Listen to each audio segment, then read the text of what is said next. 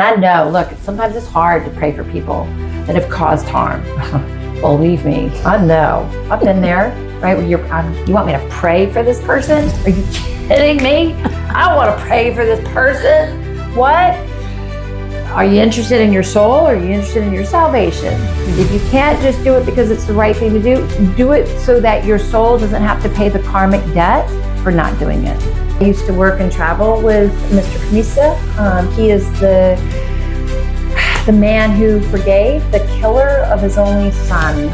Literally forgave the killer of his only son. No credit. It's from my mom. And when it comes to our discovering our life's purpose, sometimes I think the world at large has made it so complicated that truly one's life purpose is, did you let the person in traffic get in front of you? Hello, hello. Welcome to the Life in My Name podcast. I'm here, Priscilla Upenyum Tangadura, introducing this dear, magnificent friend, Vanessa Guild. Amazing, amazing person in my life, very dear to my heart, a person, a woman with so much knowledge and so much great wisdom and a big, big heart to share and give like to humanity. I couldn't think of anyone else better than being with her right now, sharing her experiences and how she's managed to overcome this game of life, because it is work. It is work. It is work. She is gifted in mastering mindfulness, helps people really anchor firmly within their purpose in life, which is something that really inspires me to help people connect to their purpose in life. And also, she has so much knowledge. She like blends neuroscience. I mean, it's a lot. I'll let her do that part of just introducing how she blends this, and then let's go with that. Tell me. Well, first and foremost, Priscilla, thank you so much for asking me to be on the podcast. I appreciate it 100%. And hello to all of you out there. Our intention is to truly just help and to serve as best we can. I got a little bit of my background. I come from a family of doctors, and I lived in a meditation center for about 3 years. And I trained underneath a man named Azim Khamisa, who forgave the killer of his only son, and now works actually with the killer on a global scale. You can Google his work, Mr. Azim Khamisa, and a dear, dear, dear friend and a true mentor of mine for many, many, many, many years.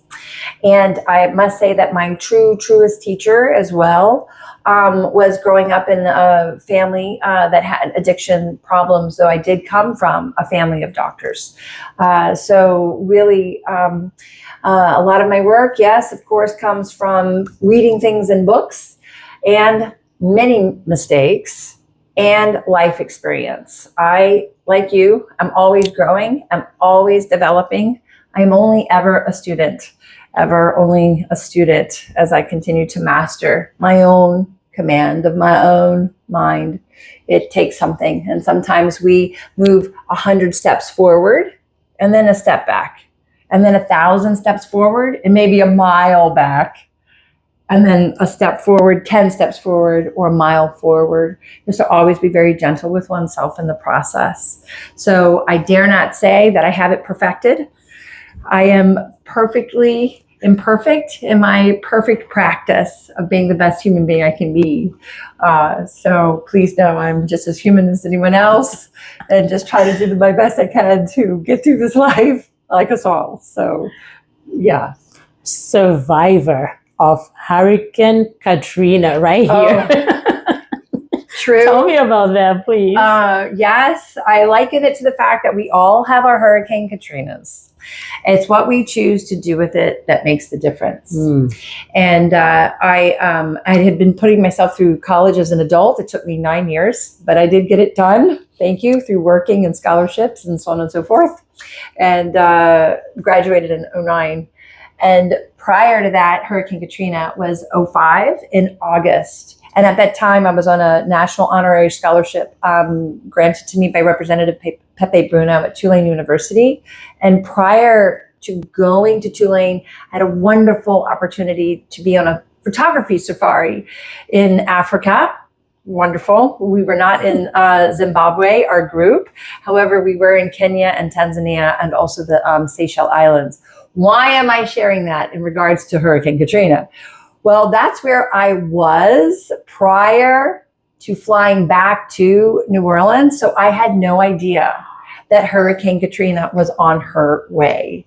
I had left the Seychelles Islands to then a layover in Paris and then a layover in New York. And then it was in New York, I had heard about rumblings in New Orleans of a storm. And I asked the couple, do I get on the plane? And like, oh, you're fine. Get on the plane. Everything's cool. So I actually flew back home that Friday night. That Saturday morning, I'm ordering a cup of coffee and something came to me as clearly as I'm speaking to you right now. Vanessa, ask the girl behind the counter what she is going to do with the storm. And you are to do it. Wow. And then the hair went up on the back of my neck and I stopped and I turned around and there was no one behind me.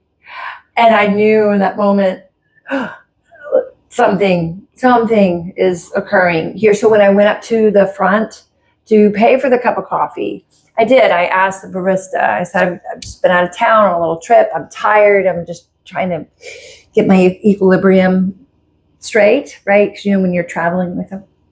And I've heard that there's a storm. What are you going to do? And this young lady looked at me dead in my eye and she said, my mom and I, as soon as I get off of work, we are packing a bag. We are going out of town. We're leaving town. And you are to do the same thing. And everything just went quiet.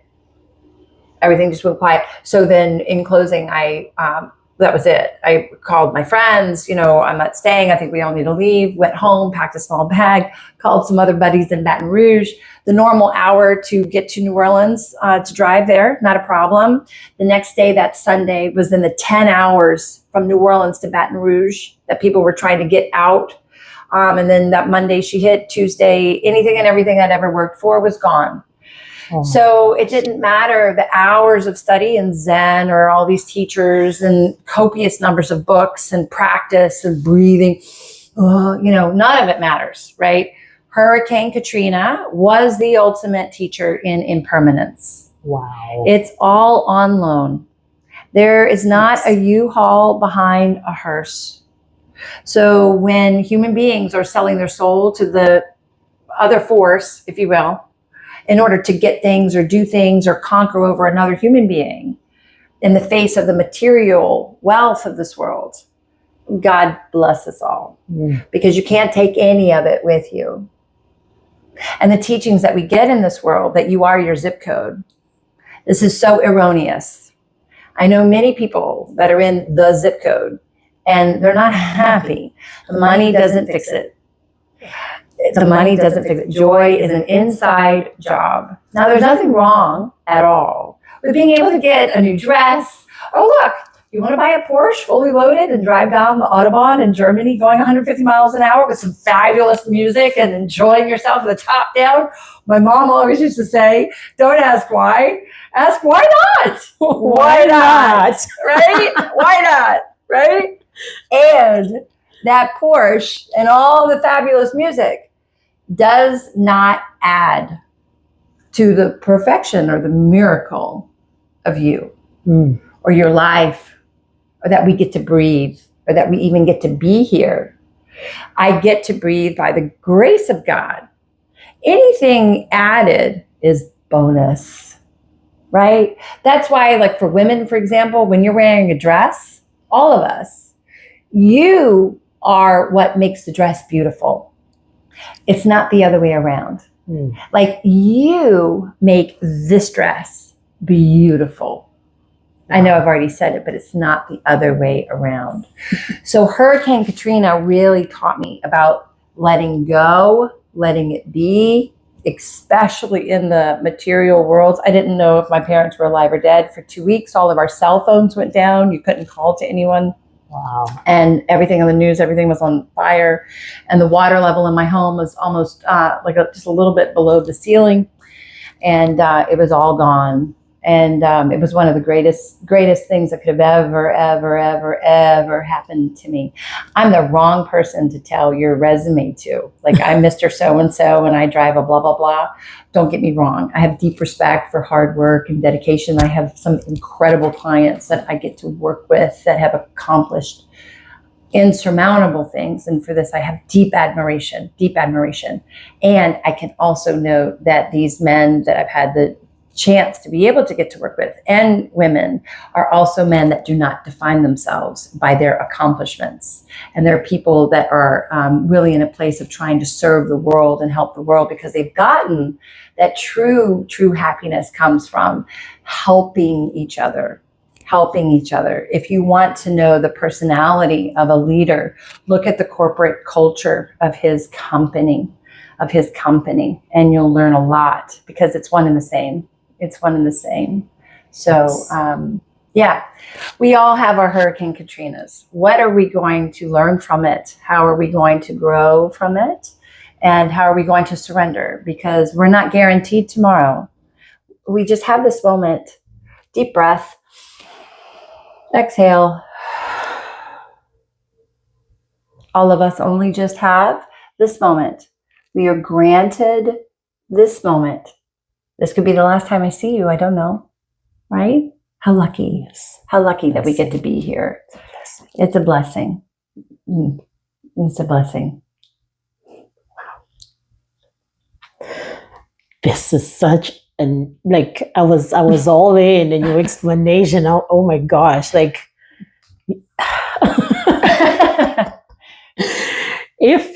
if you didn't get transformed by just this, go check yourself. Oh my goodness. Wow. Just quieting down the mind. So I want to understand that. So for instance, in a hurricane, of course, you're running away from, you're trying to save dear life, like trying to save your life, right? I get that. But what about when situations are happening? For instance,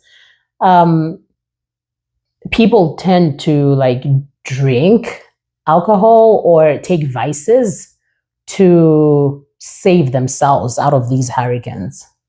So how can a person remove themselves from the illusion of alcohol or, alcohol, drugs, sex, and all that, but then specifically alcohol?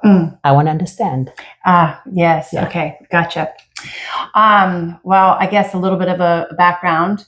I am the granddaughter of a knight, actually. His name is Sir Victor Borg, and he was a psychiatrist. He was a doctor. He also was a 33rd degree Mason, and he was instrumental in work with the underground in Scandinavia during World War II. I won't go into all the particulars of that at the moment. I share all that because some of the hospitals that my grandfather built or was a part of were for that of helping drug addicts and alcoholics in their life. And the irony is that my mother, my beautiful, lovely mother, who treated the dignitary or the politician or the CEO and the homeless man all the same. Everyone was welcomed at my mother's table due to some complications from her second husband, who was a physician, by the way, and he wasn't the nicest man on the planet. My mother began to use the alcohol as a tool to survive him. I barely survived the man myself. Wow. However, I'm very grateful that she had alcohol to anesthetize that pain. What happened is that then the alcohol took her. She didn't have any other tools. She didn't know other ways. Today, there are other ways that are extraordinary, things out of Brazil or some other areas in the world, that are extremely useful for people to live lives without alcohol and these vices that we've been so taught to use as a tool, when really it's not a tool at all. It's just a substance that can cause more destruction. So the irony that then my grandfather had done all this work with addicts and alcoholics, and that then my mother, his daughter, then died from complications due to her drinking.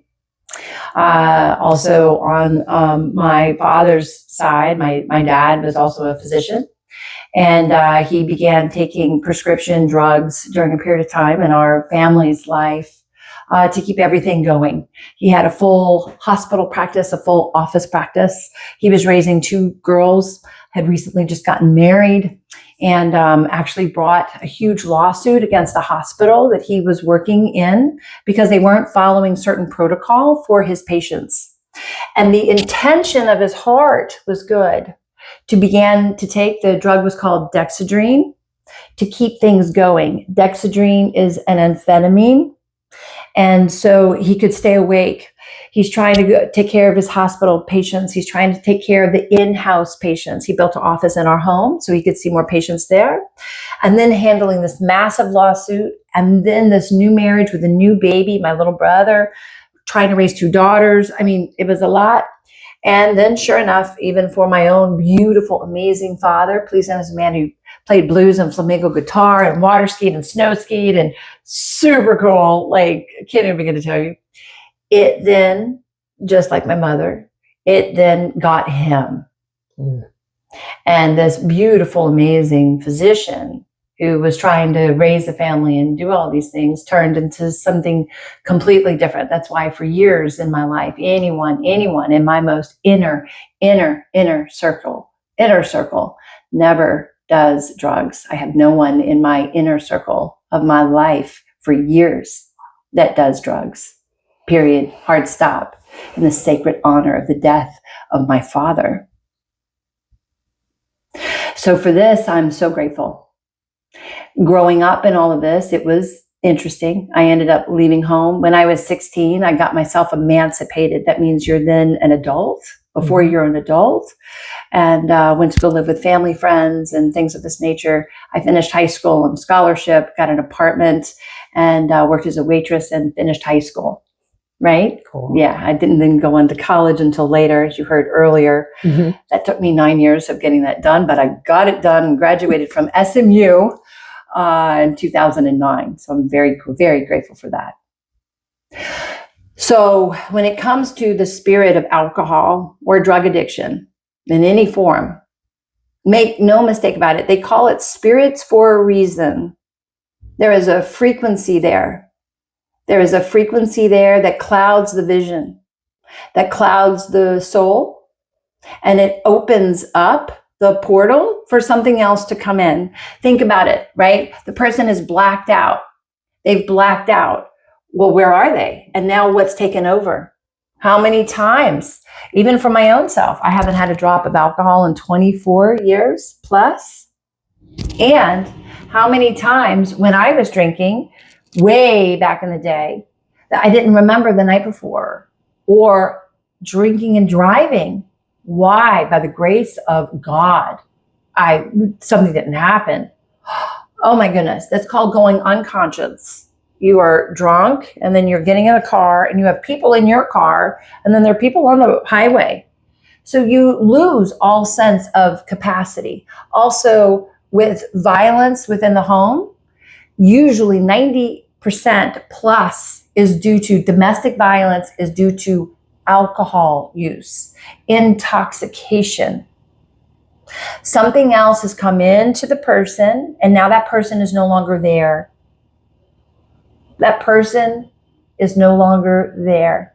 And something else is now running the house, is running the family, and is running and no one's present. No one's present. No one's listening. I have had, for many years, it took me a long, long time with all due respect to my beautiful mom, to not repeat myself, because as an adult child of an alcoholic, it goes like this: Mom, I'm hungry. Mom, I'm hungry. Mom, I'm hungry. Mom, I'm hungry. If she's drunk, she's not hearing me. So the adult child of the alcoholic will say, the little child will say to the mother many times over, I'm hungry, I'm hungry, I'm hungry, because she realizes, or he realizes, that the parent's not aware and is not present. But children know. And by the way, parents, that also goes for, I'm going to grab my phone. It also goes for when you're on the phone and you're talking to your kids, like, oh yeah, I know, I'm here with you. Yeah, oh yeah, I see that thing you're doing. Oh yeah, that you did such a good job. Oh yeah, I love you too. Oh, what was that? They know you're not paying attention to them. Be very careful with these devices. You want to talk about addiction? This is the next one right here. All this scrolling and social media and comparing your life to other people. And this, be careful. Be very, very, very careful. This can be just as addictive as alcohol or drugs, period. Right? We all have to be careful with this. Me too. So as a little girl, I knew that there was going to be a different way. There could be a different way than this. And that's what sparked the want to learn the different way. And I would have moments, you could call it grace, you could call it angels, you could call it divine intervention, where I was in true guardianship or protection in moments. Again, I had mentioned my stepdad, my mother's second husband. He was a bit of a violent man. So there were moments where I really was before God praying for myself and for my mother. So, you know, I just wanted to learn a different path and dedicated my life to it, not really knowing, of course, early on, like what is the way or how, or read, you know, so you're reading and you're trying to find and where's the solution. And then also very confusing because we were in the right zip code. You know, my stepdad was a certain person of a certain degree of all sorts of things. And the world outside is like, oh, wow. But the world inside, I learned early on that just because you're in the right zip code doesn't mean that everything in the house is happy and copacetic, you know? So be very mindful of those things. And so I just started the search on that and wanted to learn. And all of it came from the impetus of a daughter wanting to help her parents, really, you know? Wow. I'm like imagining how this very sensitive life story of yours, like I'm sensing that it is in that situation that led you to discovering your life purpose and helping other people.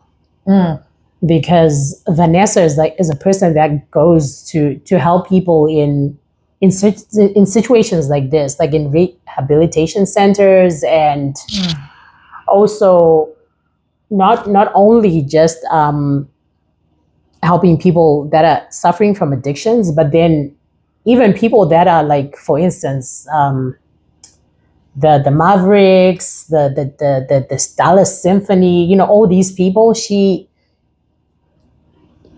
finds ways to serve, and all this sprouting from the life that she lived and experiences the challenges. And for me, it really touches me that even though it was a harsh situation that she experienced, but it also helped her bloom into a beautiful flower that is helping other people save themselves. So I have a question for you. Please, sure. On your life. Can you talk more? I mean, of course, this has been your life that you just explained, but then like those 24 years of not like touching alcohol or drinking alcohol, pretty much, how did you manage to save or deliver yourself from alcohol? Such a great question. So there are 12-step programs that actually follow a Jungian. Carl Jung was a phenomenal psychiatrist of our time. And Carl Jung, along with some people called Dr. Bob and Bill W., developed a 12-step program that a person could actually, if they followed, because the disease of alcoholism is mental, physical, and spiritual. There's a spiritual disconnection from God, and instead there's the connection to the spirit that's within the alcohol, if you will. So you have to disconnect from that. There's the physical craving, and now you can go into the science. There's a lot about the sugar that happens, the sugar in the gut. You want to know about gut mental health. This is all one and the same. That's why we truly are the food we eat. Be very mindful over the food that you eat. It's also very important to pray over your food. Words have frequencies, and you don't know, especially if you're at a restaurant or somewhere else, you don't know who has prepared the food. If people are preparing their food in a agitated state, or speaking negative words over the food, over the water, you don't know where they've been. So it doesn't matter if you're in a restaurant or at somebody's home. Respectfully, of course, when you're at someone else's home, of course, they only want to prepare a beautiful meal, right? Always pause to make note, to say a prayer of thanks. Because when we say words and when we say frequencies over our food and water, it clears any other frequency that food may have been around whilst being cooked and or the water being poured. Does that land? Yes. Yes. So back to the gut mental health, the disease of addiction is also that physical aspect where it's not the fourth or fifth drink that gets you in trouble. It's the first one. It's the first one, because the first one starts the onset of craving within the gut, within the being, triggers the sugar and the candida. There's a whole science to that. I won't go into all of that right now. So we have spiritual, mental, physical. So the mental part, the mental malady, these come from the resentments or the angsts in life. So the way it rolls is basically, I can't, number one. God can, however you define God, higher power, light source, energy, universe. For me, I just call it God. God can. So I need to let him, her, it, do it. I need to surrender. I need to be honest with myself to see that there's a vice. Like, for example, if you know that you're starting to have a problem with this phone, be honest with yourself to really look at that. Really look at it. How much am I on it? How much time am I spending on it? It can be the same thing for a drink or a drug or a sugar or a candy or whatever it is that you're watching on the news and all of this. Be very careful with what you input into your mind, because your subconscious mind takes it all in as the same. It doesn't know the difference between seeing something on TV and seeing something in reality. It all goes in as information. So be very careful with the video games that your children are watching. Some of these video games to date right now are extremely violent. Be very careful to the music that you're listening to, all of these things. So back to the program. Carl Jung, along with Dr. Bob and Bill W., developed this program that I've already begun to talk about, which basically is first the surrender. You must surrender to the fact that you are aware of the fact that you're having a problem with alcohol. I had a moment of awakening. I didn't go to rehab. I didn't, knock on wood. No one got hurt with drinking and driving. I just had a moment of clarity where literally it was like, okay, I knew on the inside I had crossed the line. I knew I had crossed the line. So went in to learn about this program. So I surrendered. God help me. How do I do this? How do I do it differently than my family and what they've all been doing and what society tells me to do? So then whoever doesn't have safe passage in your mind, a resentment is me drinking poison expecting someone else to die. Right? Yeah. Me drinking poison, expecting someone else to die. So whoever does not have safe passage in my mind goes into the fourth step inventory. Wow. You write their name down, because these are people that you're drinking at. I'm drinking at them. That thing that happened 10 years ago, 5 years ago, yesterday, tequila, anything to numb it out, right? But if you want to tame it, you've got to name it. Mm-hmm. Pen to paper. this person. What's the inventory? What did they do? They did this, that, and be ruthless about it. Like, this is your opportunity to have your humanity, right? Be ruthless. They did this, they did that, because you got to get it out. Because these are things that you've been anesthetizing with the alcohol, right? Then how did it make you feel? It made me feel sad, made me feel disappointed, made me feel angry, it made me feel hurt, I took it personally, our humanity, right? How did it make you feel? And then after you get all that out, well, what was your part? Wow. What was your part? What were the red flags that you didn't want to see, but you saw?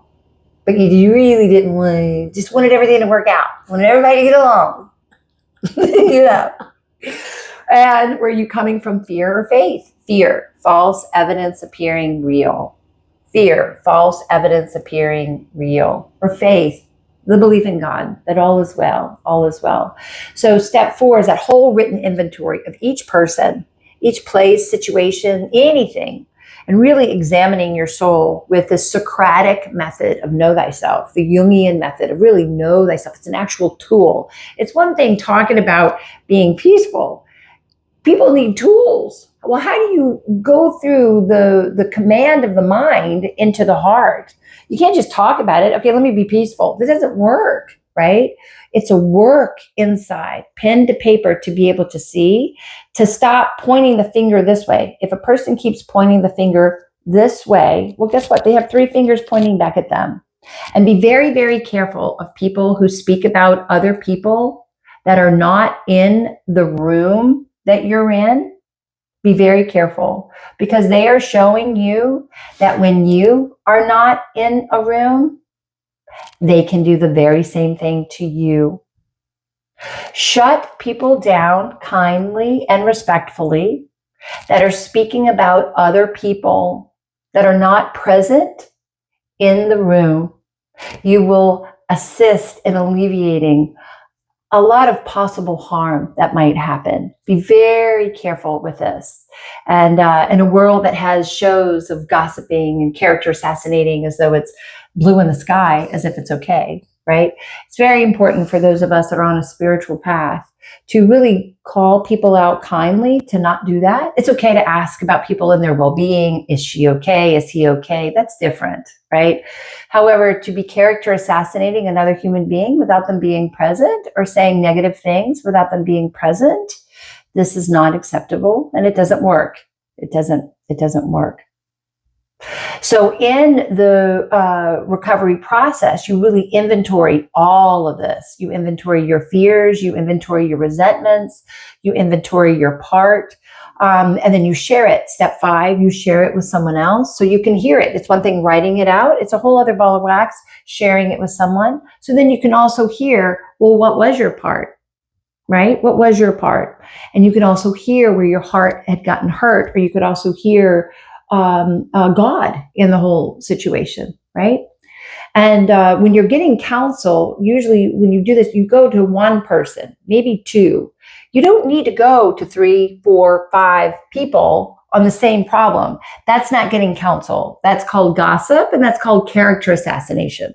That's not called useful action. True counsel is only with 1 or 2 people max. Period. In a trusted conversation that happens between this person and this person. And that's it. Nowhere else. Then in step 7 and 8, they're about your character assets and your character defects. So you can see, okay, these are my human flaws. I got it. I've got to work on this. And these are my good things too. There's good things here, right? Like, what are they? Because we can all be so hard on ourselves. Myself included. I don't need someone to pick out or point out things that I already know I need to work on, right? Don't you? We all know, right? Be gentle with each other. My goodness, the fact that we can even wake up and remember our names, and the parents that get up and they do what needs to be done to feed the kids after not sleeping or whatever. And then 8 and 9 is actually going and making amends to the people, right? To actually have the courage to say, I was wrong for that. What can I do to make it be right? It's a powerful work. Instead of somebody, you did it. It takes something to say I was wrong. What can I do to make it be right? And sometimes when people are really dead set in an egoic thing, they'll get their friends, they'll get their wives, they'll get their people behind them, and we all think this about you. Well, that's great. Whatever you need to do to fulfill your egoic, whatever all that is, have at it, right? To know thyself, to know your heart, to know who you are as a human being. The sovereign power. I am a sovereign being in the light of God. I know who I am. I know my heart. I know my heart. And sometimes knowing your own heart and knowing that God knows your heart, sometimes you may find yourself in places where that will only need to be enough. Because God does see everything. God sees everything. And in the spiritual practice of your soul, to the best of your human ability, even in the face of all of life can be, do the best you can to send out good energy to people and blessings to people, even the ones that have harmed you, because that's your karma. Once you start taking on that same energy, then you're entangling yourself with their karma. So you can pray for them, you can send them love, and when someone shows you who they are, believe them. It doesn't mean you need to go. You can forgive them, but maybe just be mindful. You may not be the best of friends with them again. If someone has the capacity to already talk about you behind your back, you're going to be a little leery. You can forgive them and send them love and blessings, but be mindful of that. And we've all made mistakes. Everyone has. To find the grace to surrender, and most importantly, to continue to know yourself and to know that God does see everything. And that is a blessing. God handles it. The Liberty statue. Yeah, or the that she's holding the balance. It just escapes me. She has a blindfold on and she's holding the balance. It's an apparatus and it has a balancing thing. I can't believe I've forgotten the name of it. No, yeah, she's a. Have you ever seen it? Lady Justice. Oh, Lady Justice. Her balance is always accurate. Always accurate. So you just leave things up to Lady Justice to handle, and all will be well. And just continue to the best of your capacity to send the love, to send the blessings. Forgive them, Father. They know not what they do. Stay your own course. To stay sovereign in your heart. Just stay your own course. Let people do what they're going to say. What other people think about me isn't any of my business anyway, right? It's about what I think about myself. Having a relationship with myself. It doesn't matter if the whole world loves you. If you don't love yourself, you have nothing. So to cultivate the love within your heart, instead of at the bottom of a bottle or at a vice or on the phone, right? To fulfill your life. And so then in closing on it, the steps 10 are, because those are all the steps 1 through 9 thus far. Step 10 is a daily inventory. Like, where'd you go right? Where'd you go wrong? Where could you do things better, right? And then 11 is sought through prayer and meditation to improve our conscious contact with God, praying only for knowledge of His will for us and the power to carry that out. That's step 11. Step 12 is then turning around and being of service to those that need help when they are seeking help and are seeking guidance. And just for a little bit of clarification, Priscilla had mentioned earlier about some people that I've worked with. Yes, most definitely. I had the privilege of working with the Dallas Symphony and teaching the artists there, the musicians there, how to breathe or meditate before performance, because high anxiety, before performance. It was quite a privilege to be there. And the part of the Dallas Mavericks, just for clarification, it wasn't with the Dallas Mavericks as it is. The Dallas Mavericks are an amazing group here, no doubt. They had provided funding for the 24-hour club, which is a sober living house for homeless people. Oh. And so this whole program was for homeless women and mothers trying to get off of drugs and alcohol and finding self-esteem and love within their being, and had awakened to the fact that the drugs and alcohol didn't work and they wanted a different life. And so the 24-hour club, which is here in Dallas, Texas, provides a wonderful facility for people that are seeking that. And they have been backed by the Dallas Mavericks. They have provided funding for that. So I felt quite fortunate to be asked to be a part of that rehabilitation for women and their self-esteems and things of that nature, backed by such a wonderful conglomerate as the Mavericks and the 24-hour club, which are beautiful places here. I just got to be a part of it. So just for clarification. Good. Thank you. Thank you so much. Even though I've had long-term sobriety, I think this is really important to mention. Like when Hurricane Katrina happened, at that time I had I don't know how many years at the time of no drinking. And when that storm hit, the first thing I thought about was, I wish I could just have a drink. It'd be so nice to have a drink and just get the edge off, right? And immediately went to my friends and said, pardon me, I'm thinking about having a drink. I want a drink. I'm overwhelmed. I don't know where my parents are. And they're like, don't do that, So it's very important to tell on it because we're as sick as our secrets. So for those of you that are earnestly trying to stop drinking alcohol or stop doing drugs or whatever you're doing, right? That it's okay to tell your friends, I'm having this craving or something's coming up, and really bring in the support. Because it's a we deal. The first step in this program is we admitted we were powerless over this particular vice, person, place, or thing, right? And that can also go for the family members that are suffering. My mother was my greatest teacher. First, it went from me saying, Mom, please, don't have any more alcohol. Please don't have another glass or this or that, to literally at the end of her life, it was red, Mom, white, which one? Because she was going to drink it anyway.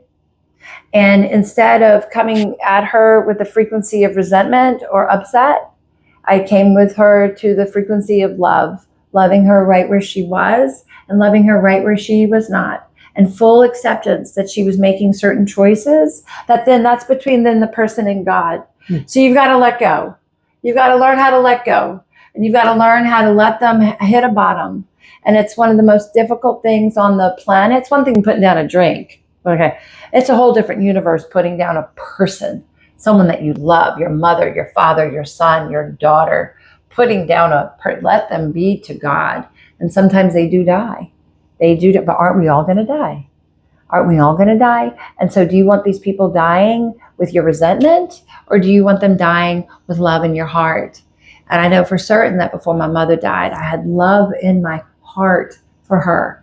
And for this, I'm extremely grateful. And it's the program that taught me these things. Al-Anon, it's called Al-Anon, very helpful for the family members of the drug addict and the alcoholic on how to let them be, let them fall, let them do what they need to do so that they can awaken within their own self, right? Because that's the only way a person changes. All of us, me included, Priscilla, if I may, like all of us, right? We only do better when we know better. We can only evolve our own being when we are ready, and to love each other right where we are and right where we're not, with kindness. There's a wonderful teacher I've recently have found. Her name is B as in beautiful, K as in kite, Shivani. B as in beautiful, K as in kite, Shivani. If you don't know her, please Google her. Beautiful, loving, kind teachings of the mind, the command of the soul, and gentleness with one another. Because if we want world peace, we need to be peaceful within our own beings and have people around us that are looking for that peace rather than looking to continually make us wrong. It gets old. Finally, it's pointless. Please, this is boring now. Can we please move forward? Really, life is difficult enough, So the gentleness that we need with each other, and the gentleness in life with some men and some women as well. This ego can come in. This ego, I'm right, you're wrong. That's it. Now we're going to blow you up. Okay, well that's great. Now we're going to have a blown apart planet, and you get to be right, And what's the cost? Well, the cost is love, affinity, connection, you and your dominance, having to domineer everything. Okay, that's great. And now I don't want to be connected to you. Right? How does that work? Right? In a planet of oneness. Right? The importance of love and the importance of administering things in love and not people pleasing and not seeking approval, especially with some of those CEOs that I've had the privilege of working with. Some of them run companies where there are 80,000 people in the company. I had one who was in the communications arena. It's like over 100,000 employees worldwide. Worldwide is this practice of true humility, true kindness in your delivery with one another. Marcus Aurelius, a very wise leader, his book, The Meditations, is something for all leaders to really read. Because when you have a leader that is people-pleasing or seeking approval, they lose the guise of leadership. Because the next day, they may need to tell that new friend a directive, right? That's why in some corporations, the CEO isn't like hanging out with the managers all the time, because tomorrow they may need to say, you need to do this and you need to do that. And no, you were wrong on this or that. And that's erroneous. And then the managers go, well, wait a minute, you're my buddy. We were just hanging out last night. Why are you telling me that? Right? You can have to be very careful with your leadership and your friendships, right? Because sometimes in the people pleasing, you can lose your scope of leadership, right? When you are a leader, you need to lead. You don't need to be seeking friends. You need to lead, right? And so these are just some things and very interesting and that work and are efficient and work in some of these companies that I've had the privilege to work with and be around, and am also only always ever learning myself. May I never arrive. And just continue to be the best version of myself than I was yesterday. Compete with no one but the version of who you were yesterday. Because everyone is fighting a mighty battle in this life to learn and to grow and to evolve. And some might freak out over their broken nail. Okay, that's their capacity. The nail manicurist lady didn't do the right color, and then they've lost themselves. Okay, that's okay. And then there's some people that are in the midst of war, and they're losing. My goodness, of course, it was just completely understandable. So each person has their capacity, totally. And that capacity, even if you don't understand the nail problem, it's not for you to understand. That's not your problem. But at least have empathy and compassion for the person, because it's a big deal to that person there. Kindness, right? Kindness. So going back to B.K. Shivani, she really implements that, along with the Dalai Lama, Thich Nhat Hanh when he was around, and Azim Khamisa, who I worked with for some time. Anyway, there are many wonderful teachers and instructors here on the planet that we can learn from and grow from, and to have the humility to always be willing to grow and learn, and to not cast judgment. And I'm only using this next part not as a Jesus or be Christian or anything of that nature. I do love this quote, though it kind of goes something like this, where the only one who really had the true authority to cast a stone, meaning Jesus Christ. Now, there have been many beautiful teachers. I'm just speaking of Jesus Christ. The only one who had the authority to cast a stone didn't. Love it. So it's from there that we all try, myself included, to remember the gentleness, that before you are, picking out the speck in somebody else's eye, stop to look at the brick that's in your own. That's in your own. Have more compassion and empathy and respect. To be respectful of your brothers and sisters as you are journeying along. True respect. and kindness. Yeah. Wow. I love what you shared about the nails and, just how people's capacities are totally different. And it got me thinking about the story of Azim Khamisa. I'm like, are you kidding me? Can you share about that? Certainly. And also your connection with this being. Certainly. Mr. Azim Khamisa, Azim, K as in kite, H as in heart, Amisa. Please do Google him and his work. He is the founder of the Tariq Khamisa Foundation, and they have reached the lives of millions of inner city kids and families throughout the U.S. and abroad in Australia and a vast array of other places. Forget the nails at this point. Yeah, forget the nails at this point. 100%. 100%. His son, Tariq Khamisa, was delivering a pizza. He was 18 years old. He'd gotten a pizza delivery job as an extra, making money during college. He was at San Diego State University and in California. And he went to go deliver a pizza. And that night, Tony Hicks, who was 14 years old, who had to join a gang to just be able to be safe in his own neighborhood, right, was a part of the gang, and they call it basically jacking the pizza guy, right? They jack the pizza guy. They'll just pull out a gun and they'll ask for not that that's some small thing, but, and then they'll say, give us your pizza. And then they have food. Well, Tony Hicks did not know that that was his initiation night. And when Tariq Khamisa, Mr. Khamisa's son, went to go and deliver the pizza at the apartment complex, the gang members had given a false apartment number, and they were waiting outside.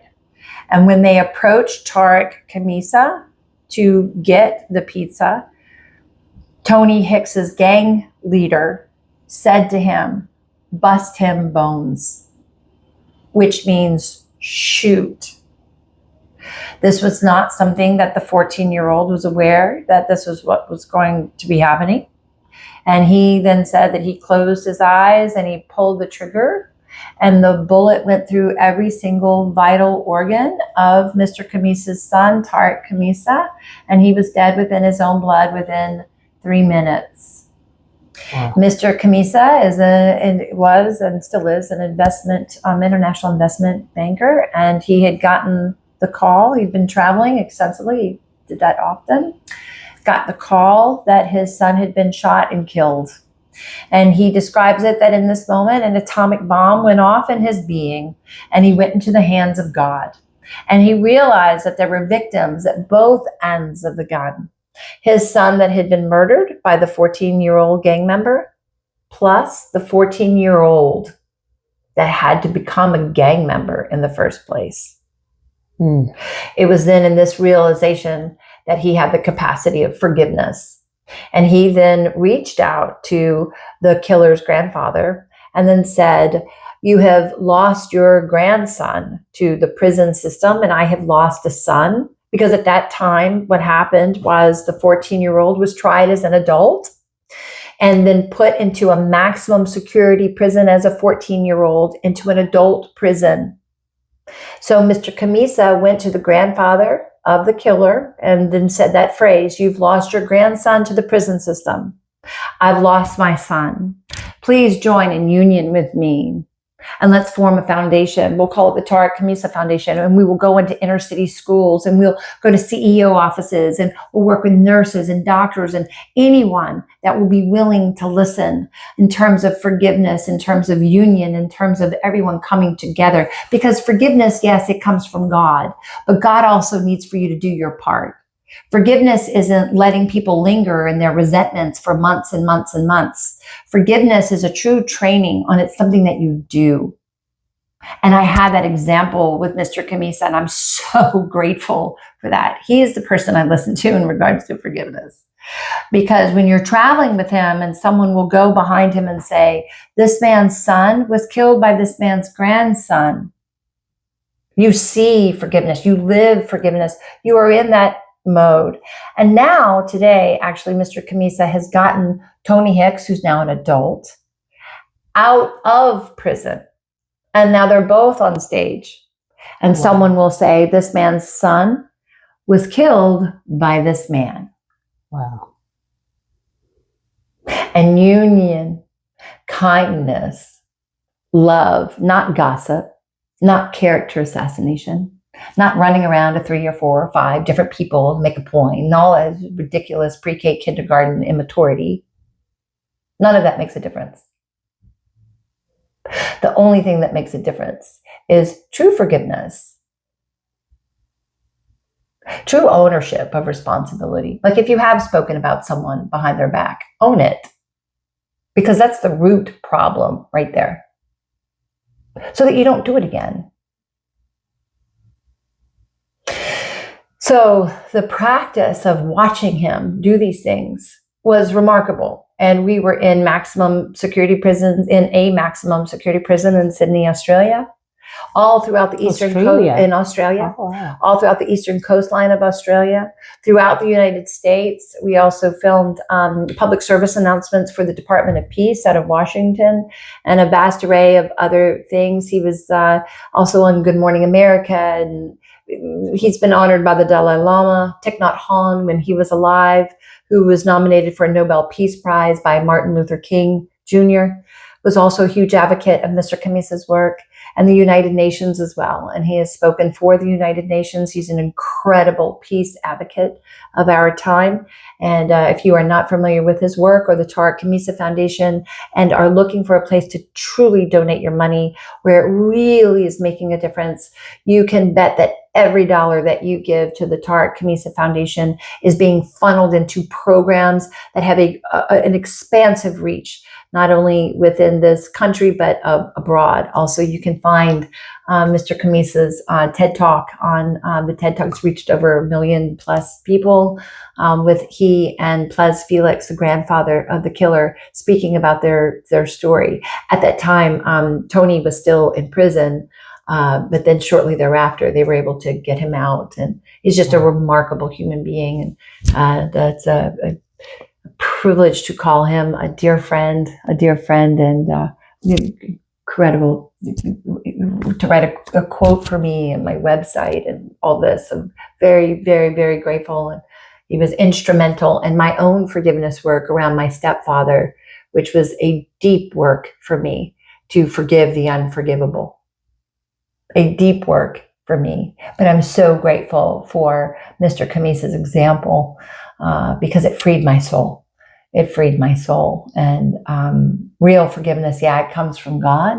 And sometimes you need to do a lot of work to forgive as well, but to do it as quickly and as rapidly as you can, so that then you can free yourself.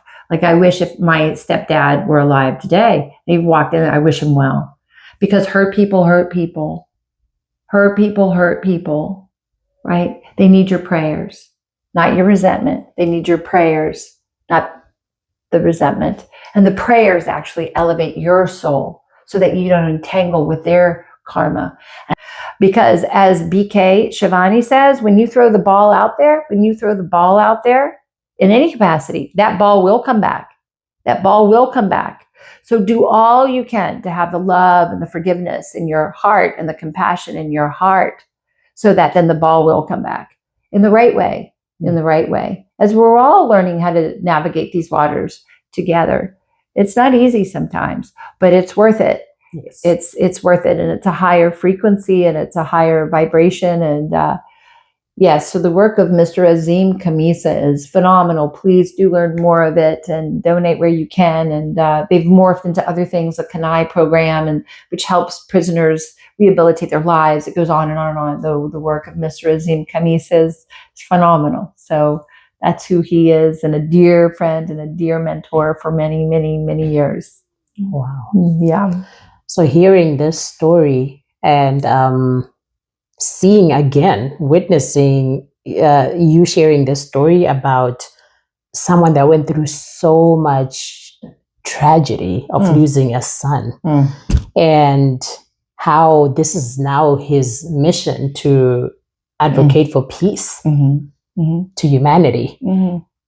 can you, as we're closing this podcast, Mhm. can you share about your insights and in regards to a person connecting to their purpose, whether Mhm. using challenges that they've gone through in their life or, just that connection of the soul alignment and sharing with other people? Because Vanessa is that person that you could be walking with her, like in downtown Dallas, right? And then she like can sense what a person is going through, like either a homeless, and she can be there and serving, like not. This is how how I'm interpreting how I've experienced her helping other people.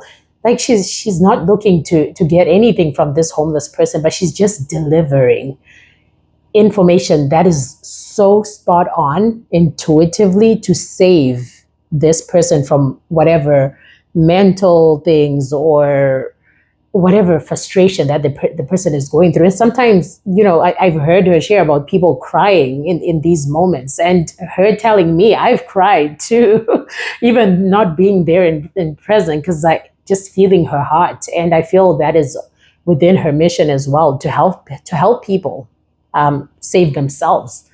So yeah, I want to hear your motivation, like while you share the question. Also, I want to understand your motivation towards really wishing good for a person, even a stranger that you don't know, and wanting to help this person, no matter where she's running to, or if she has like an appointment. She's like fast at doing what she feels driven to doing, especially if it's another human being or saving a soul. It's like, you know what, forget any appointment with so and so. This is what's going on in the present moment, and I'm here to serve.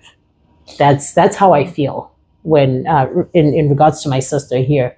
Can you share about that? Sure.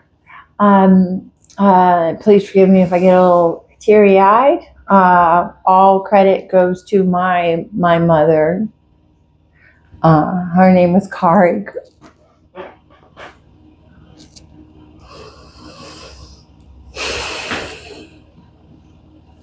All credit goes to my mother. Her name is Kari Greta Borg.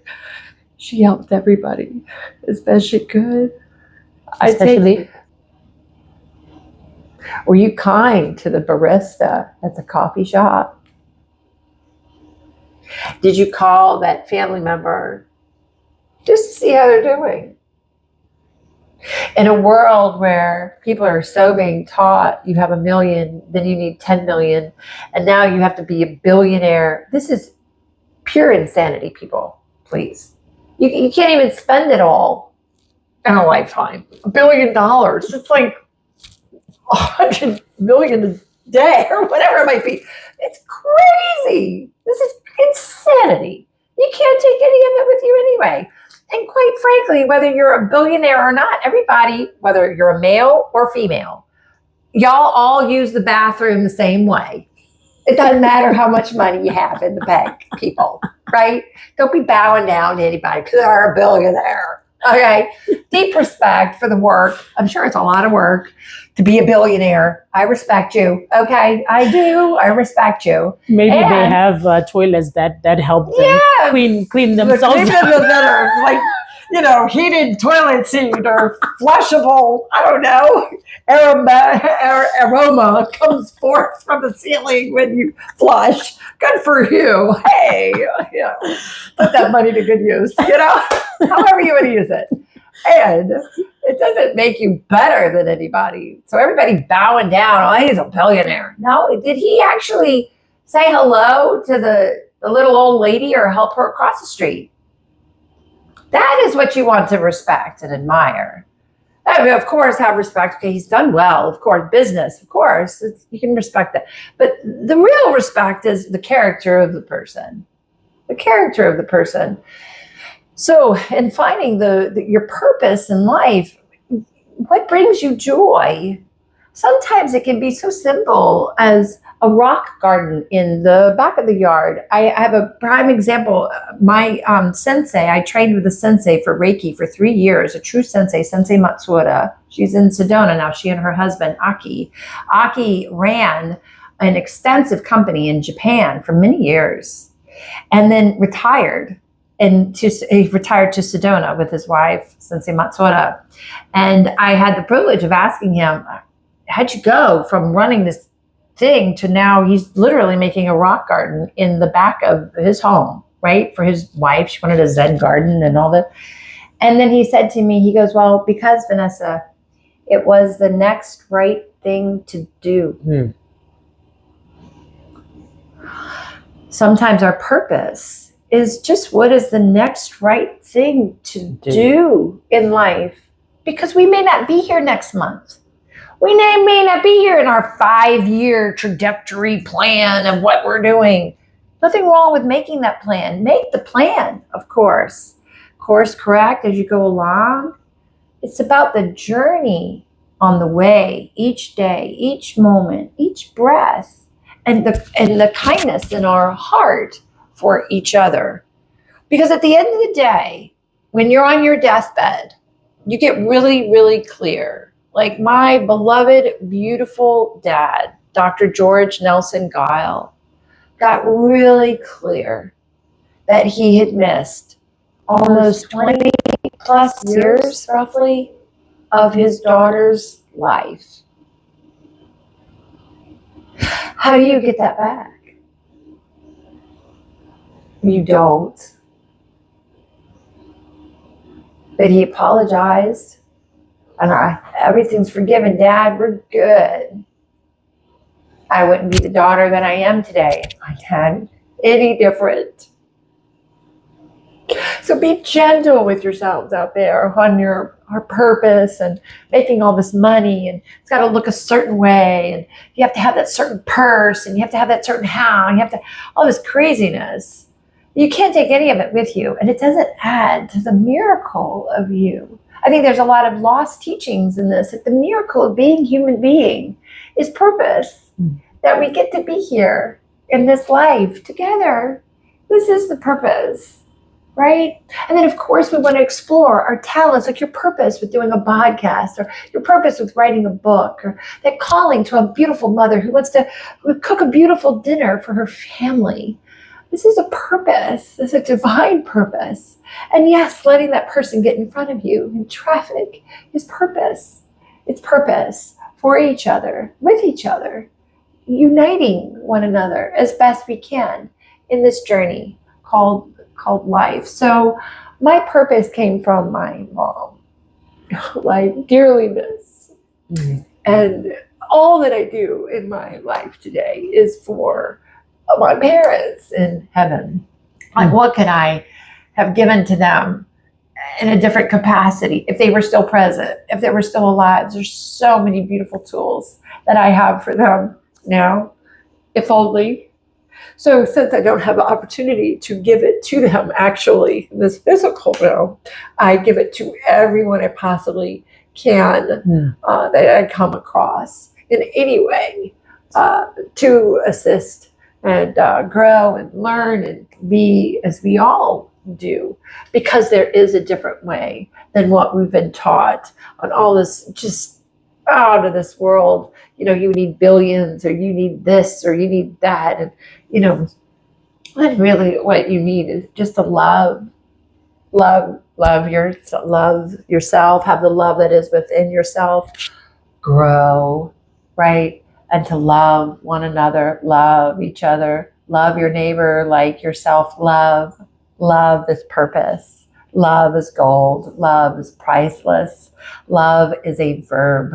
It's a verb. And we're all learning how to love each other again in this fallen world, where we're aspiring as best we can to learn this, to be this, and to express it in every thought, word, deed, and action as we possibly can, mistakes and all, to continue the next day, to continue the next day. In closing, there's this thing that B.K. Shabani had said, it was really beautiful, that even nature calls to us to delete the past. We wake up in the morning, we then have an afternoon, and then we have a night, and then we go to sleep. And then that day is done. And then you wake up the next day, and it's a new day. Now forward. You have one foot in the past, another foot in the future. You are going to the bathroom on today. That's all you really got is right now. You know what I mean? Today. This is a deep work. This is a deep work because the mind wants to keep the past, that thing, and to have the command. I love it. She does this thing where she puts her finger right here, the seat of the soul right here. This is a very wise part of our being. I won't go into all that right now, but just seat of the soul. The seat of the soul, to have command here, now forward. This is a training. I call it the Zen gym, Zen gym, Zen gym. There was an acquaintance of mine who had said that phrase once. I was like, oh, Zen gym. Yeah, that's what this is. We're doing the Zen gym of the mind to train here now, now forward, with love, Yes. with compassion, with unity, most importantly, with kindness as best we can. So, Wow. Yeah. Thank you. Can you share where people can find you? I believe you have a website. Oh, and sure. The services that you can help, and so people can get into your inbox Sure. and get your services. Thank you. Yeah. Vanessa, Vanessa, Guild, spelled like Guild, GUILD.com. Vanessa Guild, spelled like Guild, GUILD.com. I do one-on-one executive coaching, also facilitate programs within corporations for workshops, for marketing teams, things of that nature. And also I'm a keynote speaker. I can speak for your facility if you have a program or you need a speaker. I'm a speaker for you. So please get in touch with me. I'm happy to help. And I can facilitate the program with what you are actually needing within your company, within your women's shelters or whatever it is, your nonprofits. What is the message that I can help assist or emphasize? I am the person for you to do that. I'm happy to help you do that 100%. So, yeah. Oh, thank you. Oh my God, you're so welcome. I love you. Love you too. Thank you. And I love you all. Yeah. Thank you for listening. Thank you. Blessings.